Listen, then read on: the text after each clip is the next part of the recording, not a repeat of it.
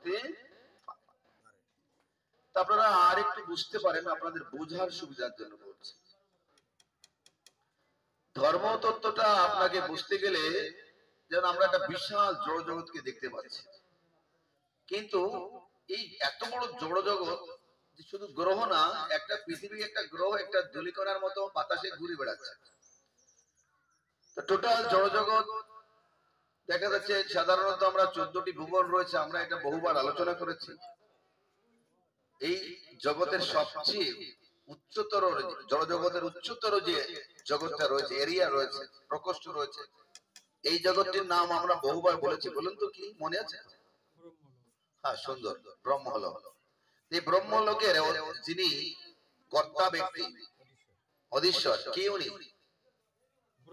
ব্রহ্মা, চতুর্মুখ ব্রহ্মা বা অন্যান্য ব্রহ্মাণ্ডের যেমন 8 বা 16 বা আরো অর্বুদ, কোটি অর্বুদ মুখ থাকতে পারে। প্রতিটা ব্রহ্মাণ্ডের একজন ব্রহ্মাণ্ড অধিপতি রয়েছে। সেই অধিপতি তিনি সেখানে এসেছেন, তবে তিনিও তারও জন্ম মৃত্যু আছে। এটি জড় জগতের একটা বিশেষত্ব। এইরকম অনন্ত কোটি ব্রহ্মাণ্ড, অনন্ত কোটি ব্রহ্মাণ্ড, যে আমাদের যে বিভিন্ন বিজ্ঞানীরা যে সমস্ত যন্ত্র আবিষ্কার করে ছেড়ে দিয়েছে, যারা কোটি কোটি আলোকবর্ষ দূরের সংবাদ তারা ওইখান থেকে নিতে পারছে, কিন্তু তারা যে তার থেকে তাতেও তারা কোল পাচ্ছে না। তাহলে এই ব্রহ্মাণ্ড বা এই জগৎগুলি কত বিশালত্ব রয়েছে। এই যে জড় জগৎ সৃষ্টি হলো 8টি মাত্র উপাদান রয়েছে। আমাদের বৈদিক শাস্ত্র বলেছেন কতটি উপাদান আছে? এই 8টি উপাদান, তার মধ্যে 5টি আছে স্থূল উপাদান আর 3টি আছে সূক্ষ্ম উপাদান। 5টি হচ্ছে স্থূল উপাদান আর 3টি হচ্ছে সূক্ষ্ম উপাদান। 5টি স্থূল উপাদান কি কি? কীতি, অপ, তেজ, মরুত, বম। আর 3টি সূক্ষ্ম উপাদান মন, বুদ্ধি, অহংকার। এই যে 5টি 8টি যে উপাদান, এই 8টি জড় উপাদান। কি উপাদান? এই 8টি জড় উপাদান। এই 8টি জড় উপাদান দ্বারা গঠিত জড় জগৎ, বিশাল এই জড় জগৎ ভগবানের সমস্ত সমগ্র বিভূতির এক পাত বিভূতি হচ্ছে এই জড়। এই জড় জগতের এত বিশালত্ব হওয়া সত্ত্বেও এটি সামান্য ক্ষুদ্রতম 8টি উপাদান দ্বারা এই জড় জগৎ গঠিত। এই 8টি উপাদান তো ধীরে ধীরে ভগবদ ইচ্ছায় ব্রহ্মার মাধ্যমে সৃষ্টি হচ্ছে। যখন এখানে সৃষ্টি হচ্ছে, প্রথম এখানে রয়েছে অহংকার তত্ত্ব, একেবারে সূক্ষ্ম তত্ত্ব। আর একটু ঘনীভূত হয়ে এটি বুদ্ধি তত্ত্ব, অর্থাৎ বুদ্ধি উপাদানে পরিণত। বুদ্ধি, মন, মন পরবর্তী পর্যায়ে আরো স্থূলত্ব প্রাপ্ত হয়ে এটা কি আকাশ, আকাশ আরো ঘনীভূত হয়ে বাতাস, বাতাস আরো ঘনীভূত হয়ে আগুন, আগুনের পরবর্তী সংস্করণ জল, জলের পরবর্তী সংস্করণটা হচ্ছে মাটি। আবার এই জড় জগৎটা যখন ধ্বংস হবে, তখন সমগ্র জগৎ জলে প্লাবন হবে, জলমগ্ন হবে। শূন্যতেও জল, সর্বত্র জল, জলা জল। তাতে বলতে পারেন মেঘ বা বাষ্প বা যে ধরনের বলুন না কেন, তখন জলাকার রূপ ধারণ করবে, সব জায়গায় জল। এই জল আবার ফিরে যখন তার রস হবে, মাটি গেল, মাটিতে পরে কি হবে দেখেন, বহু গ্রহ গ্রহাণুপুঞ্জ রয়েছে, তারা একেবারে কঠিন সলিড। এই সমস্ত জলমগ্ন হবে, জলমগ্ন হওয়ার পরে তারপরে কি হবে, জল তার রস হারাবে, রস হারালে কি হবে, আগুনে পরিণত হবে, বিশাল আগুন। গ্যাসীয় পদার্থ বলেন, বিস্ফোরণ বলেন, এগুলো হতে থাকবে। এই আগুন এবার তার যে মূল দাহিকা শক্তি এটা হারিয়ে ধীরে ধীরে এটাকে হালকা হয়ে বাতাসে পরিণত হবে। কি পরিণত হবে?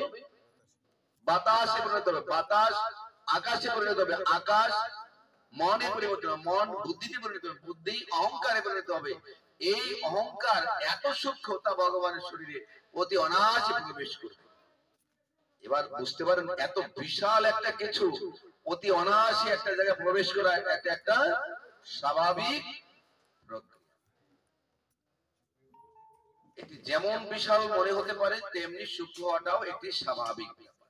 এটি হচ্ছে ব্যাপারটা।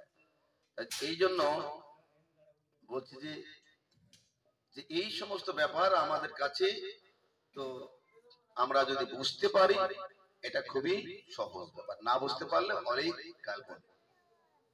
এখন একজন গুরুদেব বা একজন আচার্য বা একজন বৈষ্ণব বা একজন ভক্ত তার কাছ থেকে কৃপা নিতে গেলে আমরা যে সাধু সঙ্গের মাধ্যমে আমরা যে কৃপা লাভ করি, সাধু সঙ্গটা কি?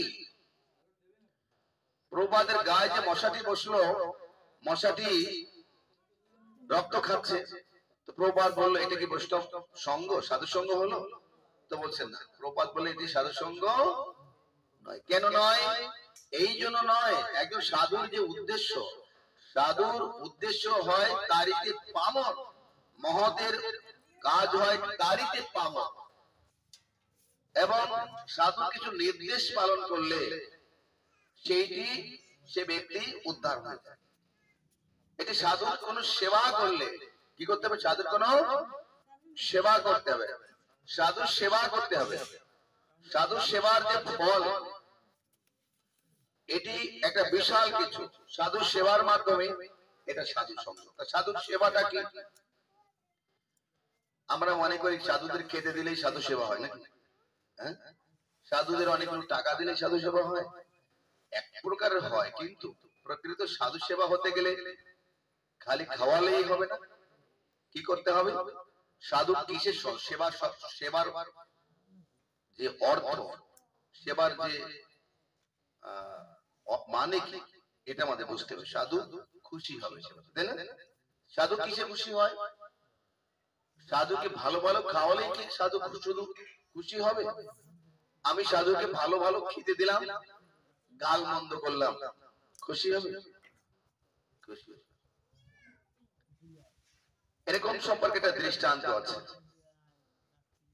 একদা ভবানন্দ, আপনারা শুনেছেন হয়তো আমার কাছে আগে, ভবানন্দকে বলছে, ভবানন্দ তুমি যে সারা জীবন আমার সাথে সাথে ঘুরলে, মহাপ্রভু বলছে, ভবানন্দ তুমি যে সারা জীবন আমার সাথে সাথে ঘুরলে, তা তুমি তো তোমার বাড়িতে নিয়ে আমাকে একদিনও এক মুঠো খেতে দিলে না, তুমি তো শুধু পরে খাবার গুলো খেয়ে গেলে, কিন্তু তোমার বাড়ি তো আমাকে কোনদিন নিমন্ত্রণ করলে না। ভবানন্দ কি বলেছে? দুখানি হাত জোড় করে বলছে, হে প্রভু, আপনি বা আপনার সপার্শ্বদ আমার বাড়িতে নিমন্ত্রণ করে আপনাদের সেবা দেব, এতটুকু দুঃসাহস আমার ছিল? আজকে যেহেতু কৃপা করে আপনি বলেছেন, তাহলে আপনি একটু দিন দিন, সেই দিনে আমি আপনার জন্য একটু সেবা রাখবো। আমি এই জন্যই এতদিন অপেক্ষা করেছিলাম যে আপনি কবে আমার গৃহে আপনি একটু সেবা পাবেন। আজকে আপনি কৃপা করেছেন, আপনি বলুন। মহাপ্রভুকে দিন দিয়েছেন, দিন দেওয়ার পরে মহাপ্রভু সপার্শ্বদ সহ দ্বারে উপনীত হয়েছেন। ভবানন্দর কয় ছেলে জানি, কয় পুত্র? কে বলতে পারে ভবানন্দর কয় পুত্র?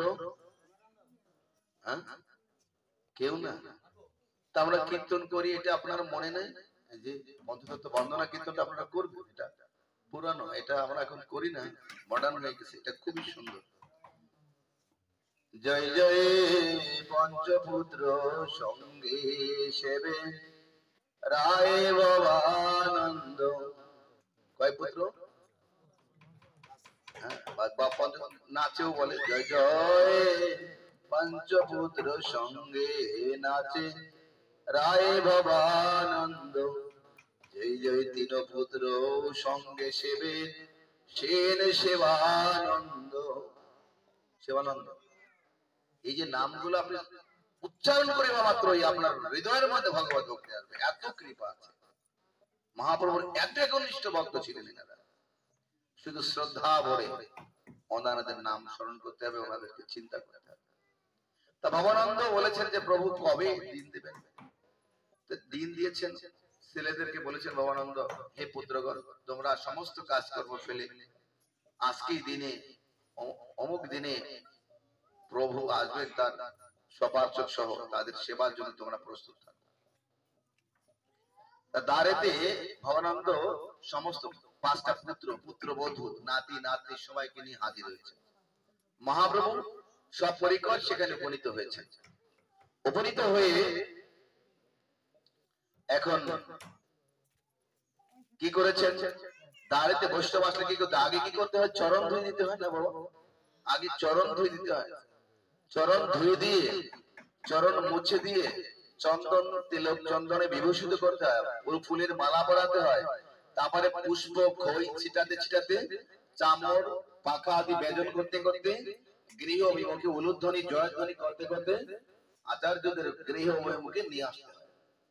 তো যখন চরণ ধুয়ে দিয়ে মহাপ্রভু একটা আসনে বসেছেন, সবাই চতুর্দিকে বসে দাঁড়িয়ে আছেন। মহাপ্রভুকে যেমন একটা চেয়ার দিলেন বা একটা চৌকি দিলেন, মহাপ্রভু বসেছেন, চরণ তো এখানে দিয়েছেন, ছেড়ে দিয়েছেন ভক্তের জন্য। চরণ তো এখানে প্রক্ষালন করে সেখানে সুন্দর করে মুছে দিয়ে প্রণাম করে গলে মালা পরিয়ে চন্দনাদি দিয়ে একে একে বাড়ি ঢোকার আগে পরিচয় করে দিচ্ছে, প্রভু এই হচ্ছে আমার বড় পুত্র, এই হচ্ছে আমার বড় পুত্র, এই হচ্ছে আমার বড় পুত্র বধূ, এই হচ্ছে আমার মেজ পুত্র, সেজ পুত্র, নপুত্র, ছোট পুত্র, এইটা এই পুত্র বধূ, সেই পুত্র বধূ, এই আমার নাতি অমুক পুত্রের ছেলে মেয়ে নাতি নাতনি, একে একে সবাইকে পরিচয় করে দিচ্ছে। সবকিছু পরিচয় করে দেওয়ার পরে এখন মহাপ্রভুকে ওখান থেকে হাতে ধরে তুলেছেন এবং নিয়ে যাওয়ার জন্য সবাই প্রস্তুতি নিয়েছেন। মহাপ্রভু বললেন, দেখো ভবানন্দ, দেখো ভবানন্দ, আমি আর তোমার বাড়িতে যাব, বলুন তো কেমন হয়? একজন অতিথি এবং তিনি প্রধান, যে কয়জন অতিথি তার মধ্যে তিনি প্রধান, আহ্বান করার পরে এখন উনি বলছে আমি আর তোমার বাড়িতে কেমন হবে? তখন তো ভবানন্দ কি করেছে, ভবানন্দ বলছে, প্রভু আমি কি অপরাধ করলাম যে আপনি আমার বাড়িতে যাবেন না? আমি সমস্ত আয়োজন করেছি আপনার কথা মতো, আপনি আমার বাড়িতে কেন যাবেন না? আপনার সেবার জন্য আমি তো আয়োজন করেছি। হরে কৃষ্ণ, একটু অন্য মানুষ হবেন না বাবা, এটা গুরুত্বপূর্ণ কথা। আপনি আপনার সেবার আয়োজন করেছি আপনার কথা মতো, আপনি কেন যাবেন না? আমি কি এমন অন্যায় করেছি হে প্রভু? কান্নাকাটি করছে। তখন মহাপ্রভু বললেন, ভবানন্দ তুমি কেঁদো না, আমি তোমার প্রতি খুব খুশি হয়েছি, এই জন্য তোমার বাড়িতে দিতে চাইছি। কেন? খুশি হলে তো আপনি অবশ্যই যাবেন, আপনি কেন যেতে চাইছেন না? যে ভবানন্দ দেখো, আমি তোমার বাড়িতে গেলে তুমি তো আমাকে বসিয়ে যত্ন করে খেতে দেবে, যত্ন করে খেতে দেবে, তো খেতে দিলে আমি খুব খুশি হব নাকি? আমি খুব খুশি হব না? খাওয়া দাওয়া পেলে কি হবে? এই মায়েরা কথা বলবেন না, খাওয়া দাওয়াতে কি হবে? মহাপ্রভু খুশি হবে, আমি খুশি হব। মহাপ্রভু বললেন আমি খুশি হব, কিন্তু ভবানন্দ শোনো, তুমি খেতে দিলে আমি যে খুশি হব না, তুমি খেতে দিলে আমার সহ আমার পরিকর সবাইকে খেতে দিলে আমি যতটুকু খুশি না হতাম, কিন্তু আজকে তোমার এই পরিবারকে দেখে আমি খুশি হয়ে গেছি, আমার আনন্দ হচ্ছে। তোমার বড় পুত্র, মেজ পুত্র, সেজ পুত্র, নপুত্র, ছোট পুত্র প্রত্যেকের মণ্ডিত মস্তক, ললাটে তুলসী মালা, কণ্ঠে তুলসী মালা, ললাটে বুদ্ধপুণ্ড তিলক আর ধুতি, উত্তরীয় বহির্বাস এগুলো পরা, এবং এত সুন্দর বৈকুণ্ঠ, সবাই বৈকুণ্ঠ দূতের মতো মনে হচ্ছে, এবং তোমার নাতি নাতনি সবাইকে দেখলে মনে হচ্ছে সবাইরা বৈকুণ্ঠ অধিপতি। এদের দর্শন করে আমার হৃদয়টা জুড়িয়ে গেছে, আমার ভালো লেগেছে, আমি খুব খুশি হয়েছি। আমি খেয়ে দিয়ে যতটুকু খুশি না হতাম, আমি তার থেকে খুশি হয়ে গেছি। ভবানন্দ, আমি তোমার প্রতি খুবই প্রীত আছি, এই জন্য আমার আর খাওয়ার প্রয়োজনে আমি এতটা আনন্দ পেয়েছি। কি হলো? সেবাটা কি বুঝতে পেরেছেন? খেতে দিলেই যে সাধু খুশি হয় তা নয়। একজন সাধু যদি দেখে যে আমি ভগবত ধামে যাওয়ার জন্য যে প্রয়াস করছি, আমাকে ফলো করে এরা সেই প্রয়াস করতে চেষ্টা করছে, তখন খুশি হয়ে যাবে যে আহারে, আজকে আমি যে আচরণ করছি এটি তারা বিশ্বাস করে, এটা ভালোবেসেছে, এটা নিয়ে নিয়েছে, এর থেকে আর আনন্দের খুশিটা কি থাকতে পারে। এটি হলো বৈষ্ণব সেবা। সেবাটা হচ্ছে খেতে দিলেই শুধু সেবা হয় না, সেবা হচ্ছে যদি একজন সাধু বলেন তুমি হরিনাম করো, যদি কেউ তার কথা মতো হরিনাম করে, তাতে বৈষ্ণব সেবা হয়, সাধু সঙ্গ হয়। এই জন্য বৈষ্ণবের আদর্শ কিছু গ্রহণ করতে হয়, এটি হচ্ছে সাধু সেবা, সাধু সঙ্গ। সাধু সঙ্গ সাধুর গায়ে বসে রক্ত খেলেই সাধু সঙ্গ হয় না। গুরুদেবের সেবা করা খালি আর গুরুদেবের চুষে খাওয়া এটি এক নয়।